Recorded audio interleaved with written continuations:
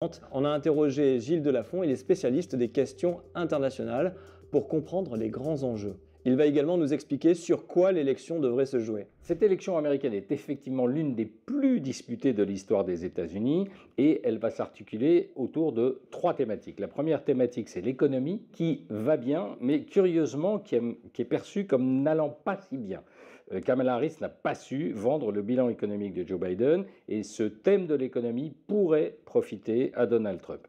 Le deuxième thème, c'est l'immigration, très important pour Donald Trump, avec son fameux projet de déplacer des populations immigrées et de finir la construction du mur au sud des États-Unis. Les Américains y sont très sensibles. Le troisième sujet, c'est celui de l'avortement, où là, il favoriserait plus Kamala Harris. Il y a pas mal d'Américains qui trouvent que l'interventionnisme de Donald Trump sur ce sujet est regrettable et condamnable. Cette élection est extrêmement serrée et on peut se demander au dernier moment qu'est-ce qui pourrait faire pencher la balance.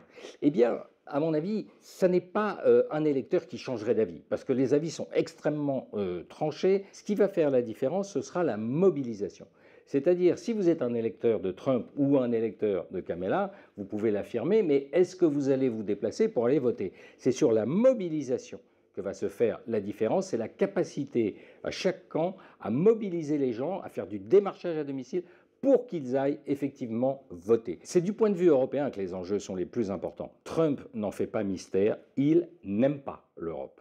L'Europe, c'est un continent qui dépense trop et qui ne paye pas sa part au sein de l'OTAN. Si l'élection de Trump peut être problématique pour les États-Unis, pour l'Europe, elle pourrait effectivement réveiller un petit peu le continent, parce qu'il sera contraint face aux mesures décidées par la nouvelle administration américaine de se renforcer, d'adopter des positions communes, de développer une industrie de défense, de développer un système boursier uni, de prendre des mesures qui fassent d'elle une vraie Europe puissante, ce qui n'est pas le cas aujourd'hui. On peut donc, dans un scénario, je dirais, du pire, penser qu'effectivement, une élection de Donald Trump pourrait donner un véritable coup de pied aux fesses au continent européen.